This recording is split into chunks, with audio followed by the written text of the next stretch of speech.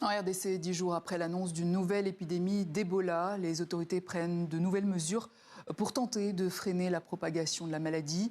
Suspension des liaisons aériennes, contrôle de la température des habitants ou encore interdiction de rassemblement de plus de 50 personnes.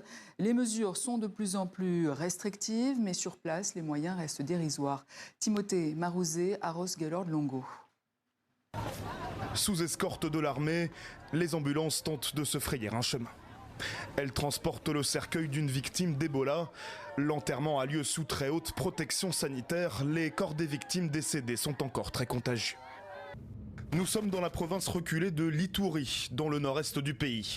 Ici, la maladie s'est propagée à une vitesse exceptionnelle en quelques semaines seulement.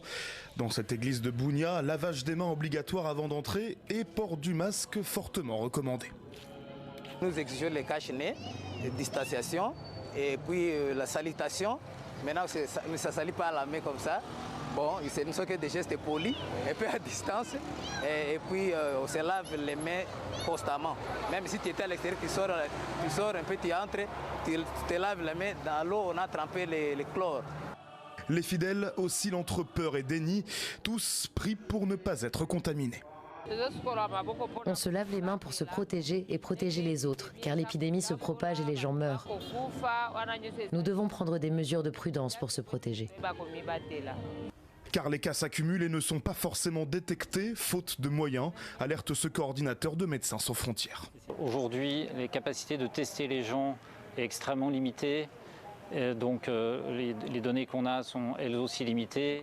Ce qu'on sait, c'est que cette épidémie est majeure et que certainement en plus les chiffres sont sous-évalués. Alors ces dernières heures, les points de contrôle se multiplient aux alentours de la ville. Contrôle de température et lavage des mains obligatoires. La vigilance est d'autant plus grande pour les personnes en provenance de Mongboalou. Nous, on a peur de Mongboalou à cause de ça. Donc nous, on considère que Mongboalou était, c'est ça, les pisâtres même pour nous ici. C'est comme ça que les gens qui viennent de ce côté-là, Mongboalou, vraiment, là nous avons vraiment une mesure barrière stricte vraiment. À Bunia, les rassemblements de plus de 50 personnes sont désormais interdits et les liaisons aériennes avec Kinshasa ont été interrompues ce lundi. Et de la situation en RDC, on continue à en parler avec le ministre congolais de la Communication et porte-parole du gouvernement, Patrick Mouyaya. Bonsoir. Bonsoir, madame. Alors, des médecins parlent d'une épidémie sous-évaluée. Est-ce que le gouvernement a vraiment les moyens de contenir cette maladie ? D'abord, je ne voudrais pas être particulièrement alarmiste sur le sujet parce que c'est la 17e épidémie à laquelle nous faisons face. Nous avons l'expérience et l'expertise qu'il faut. Je rappelle qu'il y a quelques mois à Boulapé, dans la province du Kasaï, nous avons fait face à la même épidémie. Il n'y avait pas cette forme de panique qu'il y a aujourd'hui. On peut comprendre le contexte du Covid. La situation, évidemment, elle est préoccupante parce qu'elle arrive à toucher des vies humaines, mais autant nous avons, nous, République démocratique du Congo, mis en place un mécanisme de riposte qui fonctionne. Vous avez plus ou moins, évidemment, il y a besoin de moyens supplémentaires. Et d'ailleurs, c'est dans ces cadres que le ministre de la Santé a été convié à une réunion à l'initiative d'Africa CDC à Kampala pour voir comment on fait un plan de contingence qui permette de donner une réponse à la fois en RDC, en Ouganda et au Sud-Soudan. Et ce qui est nouveau et aussi, pour ce qui concerne, c'est qu'il y a la guerre. Donc dans les zones contrôlées par le M23, qu'en est-il ? Je veux y arriver parce que premièrement, il faut être en mesure de rassurer. Ebola n'est pas Covid. Ebola, c'est transmis par contact. Covid, c'est transmis par voie aérienne ou par aérosol. Donc, on n'a pas besoin, par exemple, de fermer des frontières pour lutter contre Ebola. En parlant spécifiquement... Donc, vous regrettez que le Rwanda et l'Ouganda aient fermé leurs frontières ? Je vais y arriver. En parlant spécifiquement sur le cas de l'Ituri, l'aéroport est en cours des rénovations et donc, on a pris des mesures qui permettent de l'adapter parce que vous avez vu que nous voulons installer des dispositifs qui permettent les lavages de mains et tenir compte des mesures d'hygiène de santé publique parce qu'à l'absence d'un vaccin et d'un traitement contre cette souche Bundibugyo, nous devons passer par ces mesures. Et donc l'aéroport sera rouvert dans les jours qui viennent. Pour revenir à votre question... Dans les zones contrôlées par le M23, pour revenir à cette question, il est évident, et je rappelle... Parce qu'ils prépareraient leur propre riposte d'abord, dans leur zone. Ils n'ont aucune capacité de répondre à ce que cette épidémie exige. Je rappelle que selon les règlements internationaux en la matière, le Rwanda ne pouvait pas fermer ses frontières. Ils auraient pu, s'ils tenaient évidemment à la vie des Congolais, ils auraient pu installer des mesures comme nous le voyons en Ituri pour permettre la mobilité des populations parce que la maladie ne se transmet que par contact. L'Ouganda, après la réunion qui a eu ce week-end avec le ministre de la Santé et le directeur général d'Africa CDC, pourra dans les jours qui viennent ouvrir les frontières. Je vous ai parlé pour le cas spécifique de Bunia. Il est donc évident que dans un contexte... Un isolement régional de la RDC. Mais attends, non, pas de la RDC, parce que l'épidémie, elle est localisée. C'est 3 de nos 26 provinces. Autant on ne minimise pas, autant il faut que ceux qui nous regardent de l'extérieur comprennent que non seulement nous avons l'expertise et l'expérience, c'est la 17e épidémie à laquelle nous faisons face. Le ministre de la Santé avec lequel j'ai échangé tout à l'heure, d'abord, le gouvernement a débloqué le premier 20 millions de dollars pour mettre en place les dispositifs de riposte. Au 10e jour de l'épidémie, depuis que nous l'avons déclaré, on a mis tout en place, y compris des centres de traitement. Pour revenir sur la question du Rwanda, mais il y a comme cette forme d'isolation, justement, de la province du Nord Kivu, dans un contexte où, malgré la conférence humanitaire qui a eu lieu ici en octobre à Paris, l'aéroport n'est pas toujours ouvert. Lorsque vous fermez la frontière, si nous devons envoyer des équipes de riposte sur place, comment on les enverrait?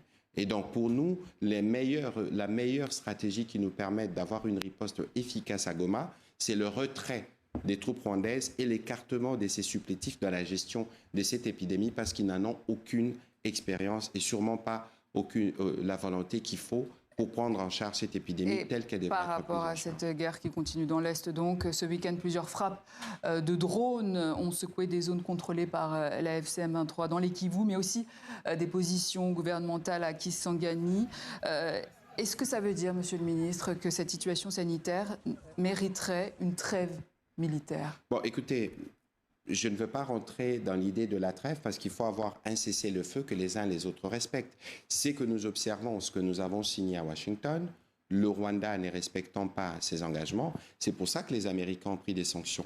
Et comme ils sont dans un duo, dans un jeu criminel de père et des fils, donc le père le Rwanda, les fils les M23, ils continuent dans un jeu de rôle. On parle de retrait, mais en réalité, ce ne sont que des redéploiements. Et donc ici, il est souhaitable pour nous d'obtenir tout simplement, avec l'implication de nos partenaires, les retraits du Rwanda, parce qu'une trêve ne permettra pas de juguler l'épidémie qui nécessite 4 à 6 mois, d'après nos spécialistes, pour qu'elle soit totalement endiguée. Et donc, c'est peut-être un événement qui devrait pousser davantage les médiateurs américains d'obtenir le retrait pur et simple de troupes rwandaises de nos territoires. Justement, en parlant des États-Unis, à quelques jours de la Coupe du Monde, les léopards sont qualifiés. C'est une actualité aussi qui va concerner le monde entier. Est-ce que vous craignez des restrictions contre les supporters congolais qui voudraient se rendre aux États-Unis? Bon, écoutez, nous sommes en pourparlers étroits avec les autorités américaines. Et d'abord, je dois rassurer que l'équipe est en stage en Belgique. Il n'y a pas de joueurs qui évoluent localement et donc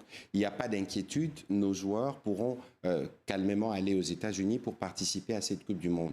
Et nous inviterons évidemment les compatriotes qui sont au Canada, aux États-Unis, d'aller les soutenir. Parallèlement à cela, nous discutons avec les autorités américaines pour évidemment prendre des mesures qui permettraient à beaucoup de Congolais de se rendre à ces rendez-vous mondiaux.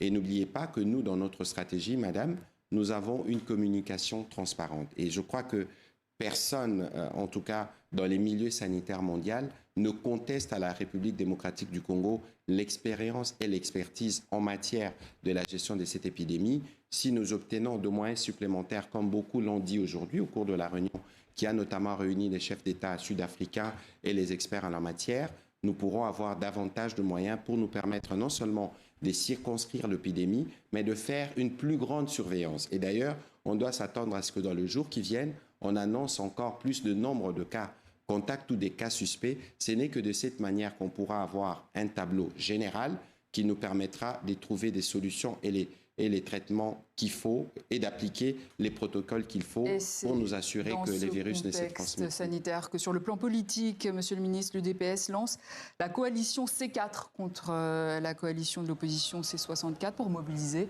la population en faveur du changement de la Constitution. Est-ce vraiment la priorité?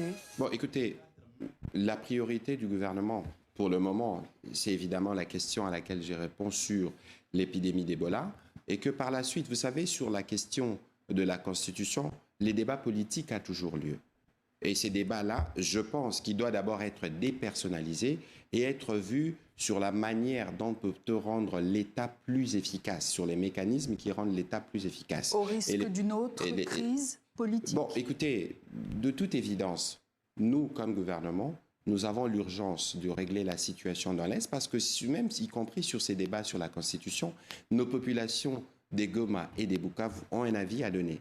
Et donc, pour nous, dès lors que nous allons régler la question de la sécurité, plus immédiatement la question d'Ebola, qui est déjà plus ou moins sous contrôle parce qu'on sait plus ou moins situer les virus, on a mis en place des dispositifs qui permettra bientôt de renforcer notamment la communication communautaire parce qu'il y avait comme quelques formes de résistance dans une région où on pensait que c'était une maladie mystique parce qu'elle ne se manifeste pas comme la souche la plus dangereuse, la souche Zaïre, qu'on a vaincue il y a quelques mois. Et donc, il y a ces efforts qui sont en place. Entre-temps, on ne peut pas empêcher un débat politique de se faire. Mais nous, comme gouvernement, nous avons les priorités que je vous ai bien mentionnées. Merci Patrick Mouyaya, ministre de la Communication et porte-parole du gouvernement de la RDC. C'est moi qui vous remercie.